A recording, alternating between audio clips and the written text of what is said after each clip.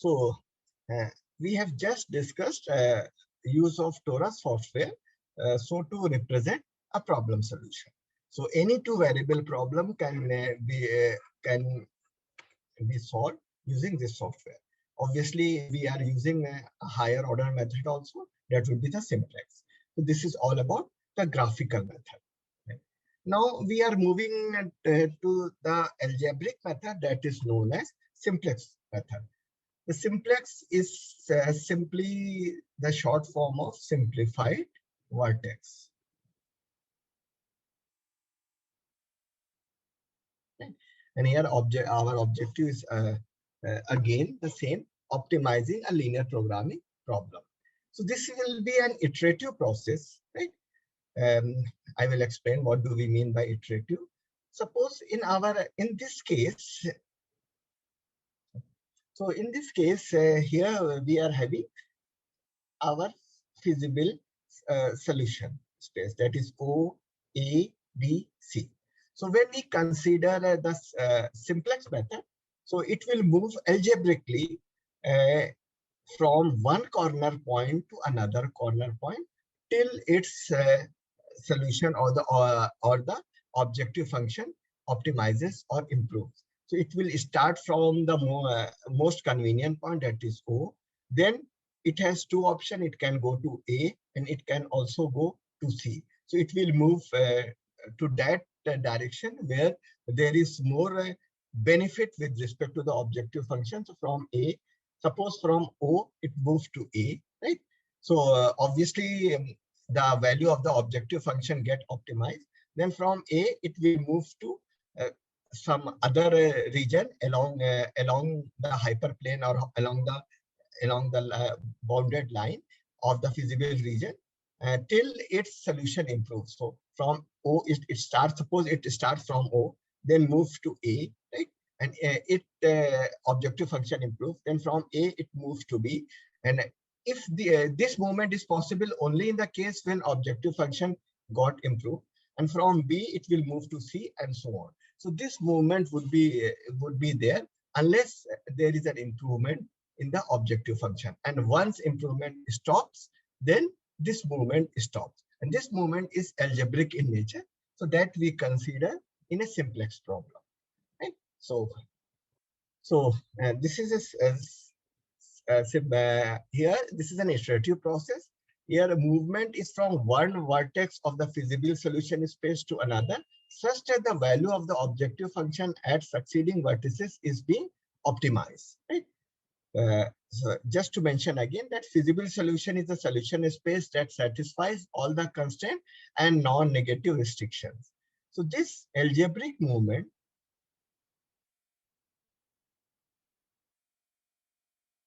is continued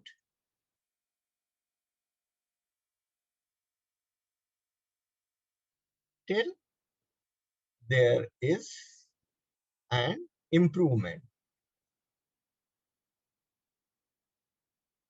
in the objective function value.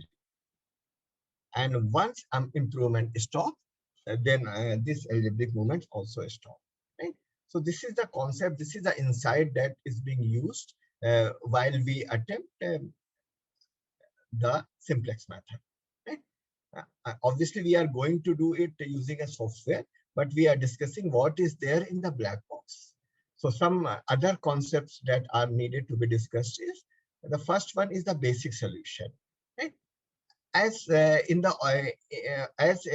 any optimization problem, suppose we are considering an LPP problem of, this is the LPP problem.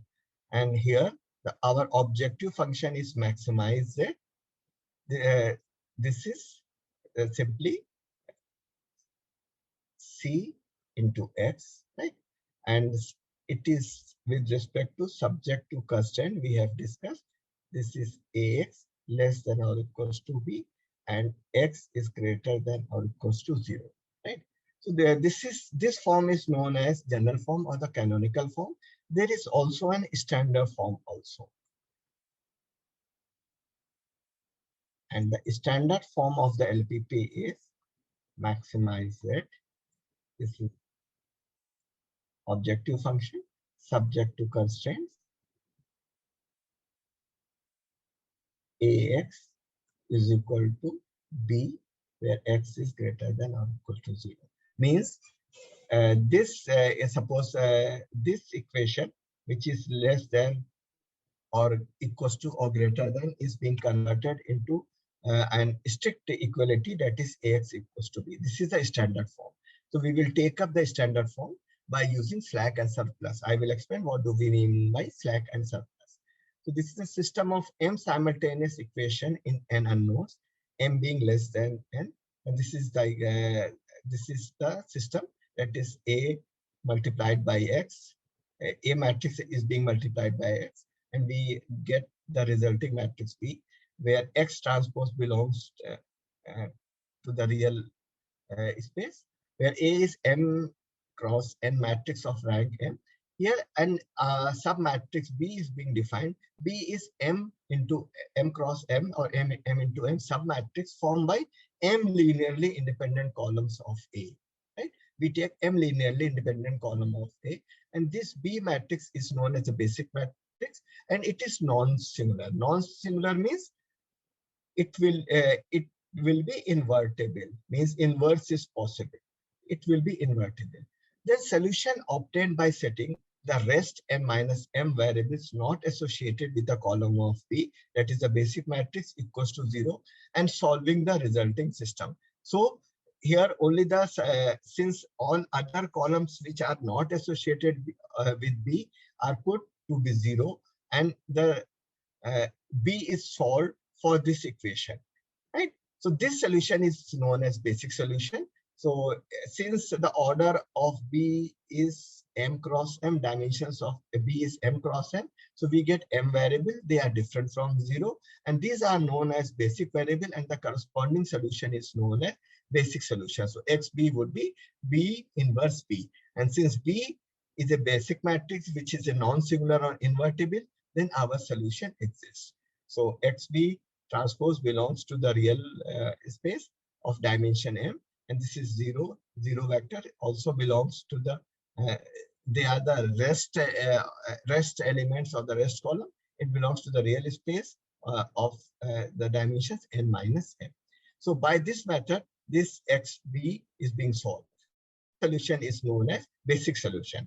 Yes, it might be possible that some of the variables, some of the basic variables may be 0. So if some of the basic variables comes out to be 0, then this solution is known as a degenerate solution. And it will give us a problem that is known as problem of cycling. Means there will be difficulty in reaching the optimum solution. For the time being, we are ignoring this aspect. We are considering that all the basic variables would be there, right? And if this basic solution is feasible also, means it satisfies all the constraints as well as non-negativity. So this solution is known as basic feasible solution. So a basic feasible solution would be a subset of basic solution, right? A feasible solution to LPP, which is also basic, is known as basic feasible solution. And then we finally consider the optimum basic feasible solution. A basic solution XP to LP, if for that solution, the objective function, which is CB into XB, is greater than objective function value of all other basic feasible solution. So a basic solution XB to LPP, if this Z0, that is CB into XB, is greater than or equals to Z star, where Z star is the objective function value of any other feasible solution. So this solution is known as optimum basic feasible solution. So obviously, optimum solution will be a subset of both basic as well as feasible solution. So we can say that optimum feasible solution is a subset of basic feasible solution. So this is the concept that is being used in our method. This is the method that is known as simplex. So it has been made clear why this is known as simplified vertex, because this is actually an algebraic movement over different vertices. So now we will discuss using our Excel part, that is the solver part. So we will try to solve this problem. using solver. So if we consider our earlier case that is related to National Furniture Mart, so this is our problem, right? Here, this was the OR model that we have discussed in the earlier session, and the corresponding mathematical models are, we are considering the decision variables. We have two decision variables. One is T, that is the number of tables. C is the number of chairs. Obviously, this problem can be solved using Torah also, right? Because we are having only two variables, and the objective functions is maximize 200T plus 150C. And subject to the constraint, these are the constraints. The first one is related to the wood constraint, that is 5T plus 2C less than or equals to 5,000. Then we have for labor, the labor constraint is 3T plus 4C less than or equals to 5,000. Then we have condition for the paint, and the constraint was 7T plus 4C less than or equals to 7,000. And there are two more constraints, that the minimum number of tables that is required is 500. So T should be greater than or equals to 500. And number of chairs should be also be greater than or equals to 500. And there is no negativity constraint. So now we will discuss this problem when we consider the solver.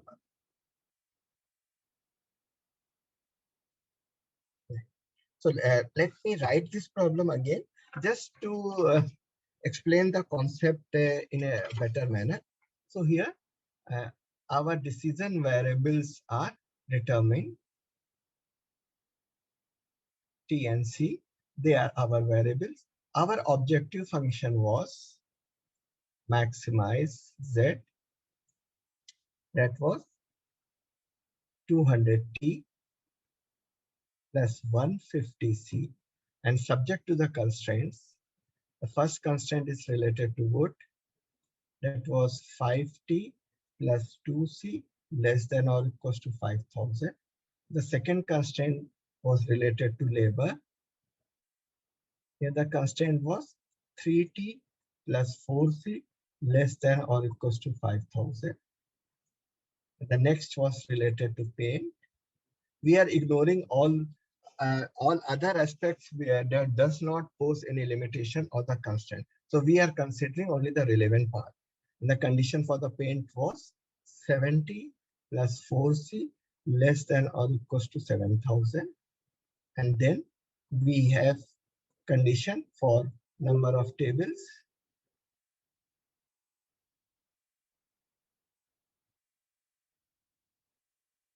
And here the condition is T should be greater than or equals to 500. And the last being for number of chairs, C also should be greater than or equals to 500. And then we have non-negativity.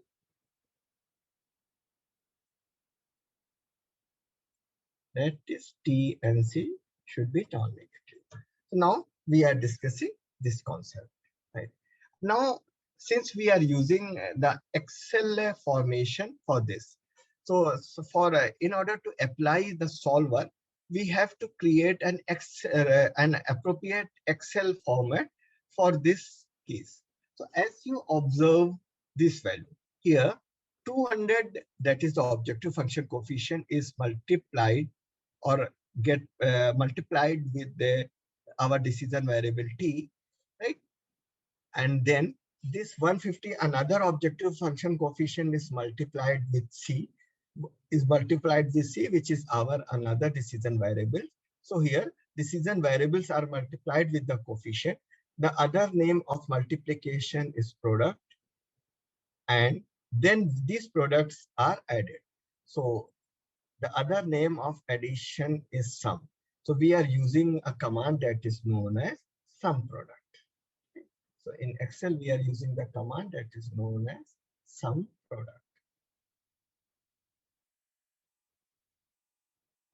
So here the object for objective function, we will have sum product. For sum product, we have to consider the array. So one array would be T and C, means, and the other would be the decision variable. So one is decision variable, and the other array would be the objective function coefficient. So by this method, our objective function can be created. Right? as we have discussed that both the objective function and all the constraints are the functions of decision variables only, right? So if we consider all the constraints, right, we should write it in a write these two constraints in a proper format. So I am converting it into a proper format also. So it would be 1t plus 0c. It would be greater than or equals to 500.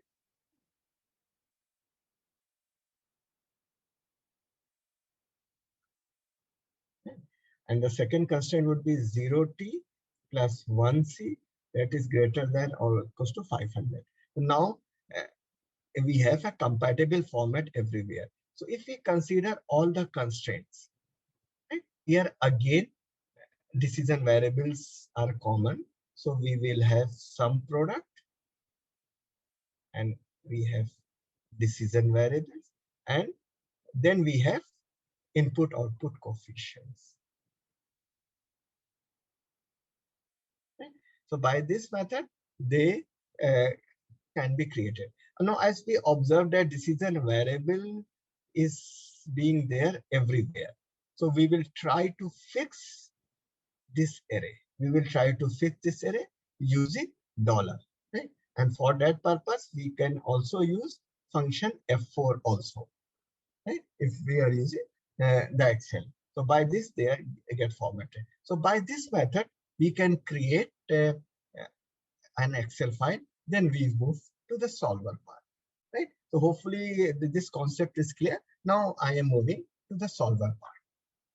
So this is the Excel sheet that I have prepared just to have a better, just to save time and to have an idea. So this is our Excel format, right? And here the problem is National Furniture Mart.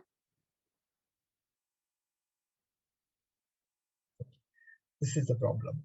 And here we have two decision variables that are the number of tables and number of chairs. So this cell, that is the cell C4, will behave like T, right? Because T represents our decision variable that gives us the number of tables that should be produced, that should be manufactured per month. And this is the another decision variable that is D4. So D4 will behave like the second decision variable, that is C, right, which gives the number of chairs. Right? And just to explain you again, I am removing the formula. Right? And here the first one is the objective function. Since we are using the sum product term, so we write only the coefficient. So coefficient for the objective function, table gives a per unit profit of 200 and chairs gives a per unit profit of 150. So these are the objective functions coefficient. Then we have input output coefficient for the first constraint, that is the wood constraint. So I am repeating it. So here we are having these are our decision variable. Then we have the coefficients. The coefficient for the wood would be 5 and 2. Then we have coefficient for the labor. Table takes per unit labor coefficient as 3, and chairs needs a labor coefficient of 4. Then paint. Table requires 7 unit of paint and chair requires 4 unit of paint.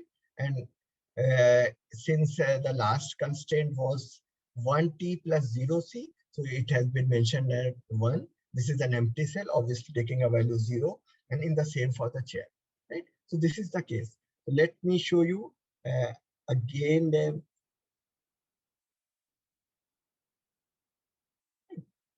This is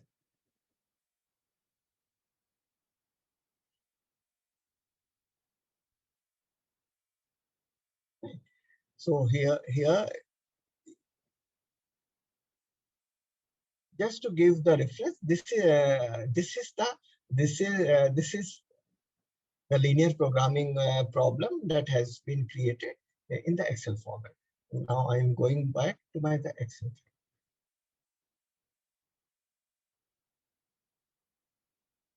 Right. So this is our Excel sheet. Right? Now this sheet has been prepared and we have to use we have to use the solver, right? And first, we should complete uh, our formula or our model, right? And here we require the sum product, right? So as we have discussed, we can give the command that is sum product,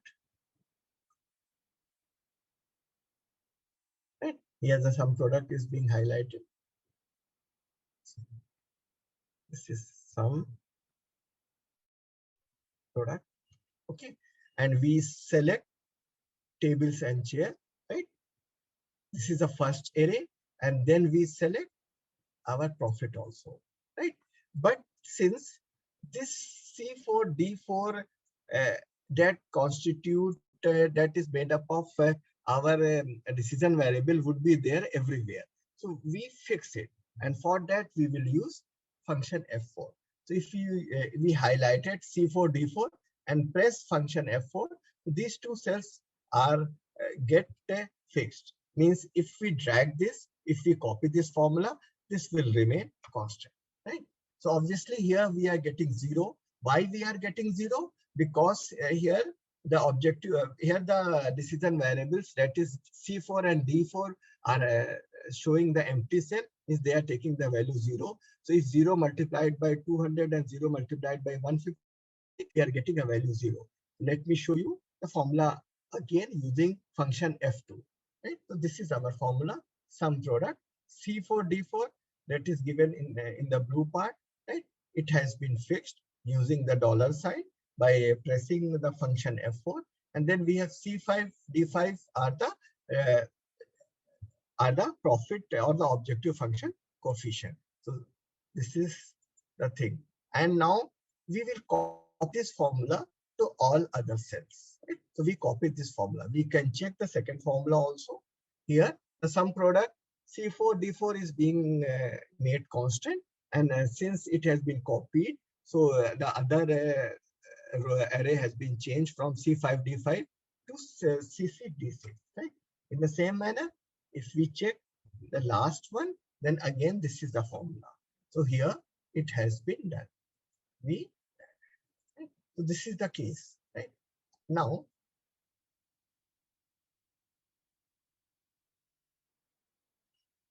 we will highlight this cell using a color, this right, just to show you this is the position of the of our objective function of our goal, and these two yellow cells denotes the position of our decision variables, right?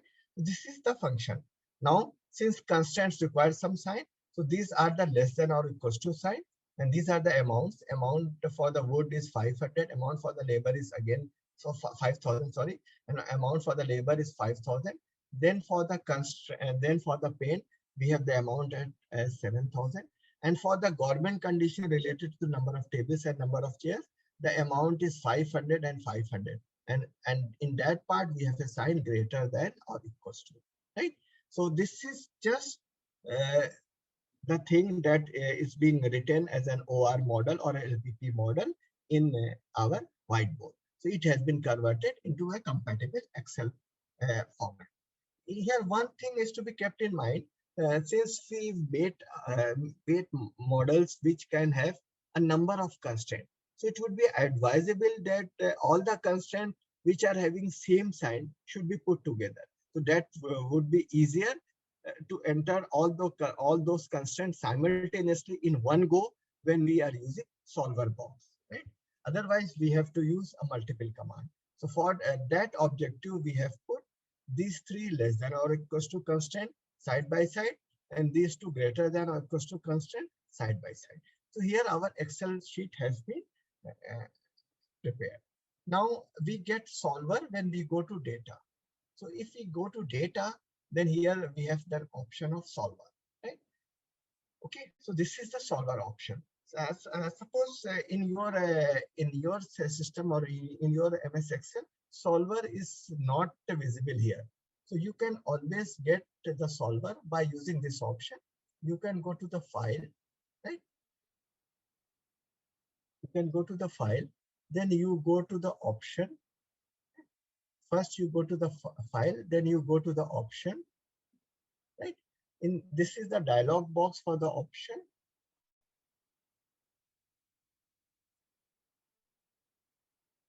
This is the dialog box for the option, right?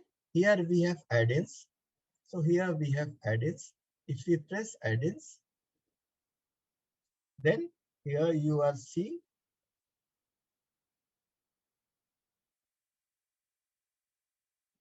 the manage Excel add-ins, right?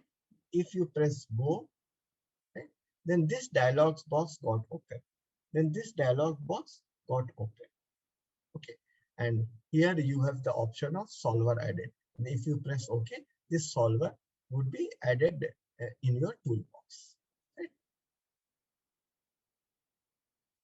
So by this manner, we have created the Excel sheet, and now we will run the solver.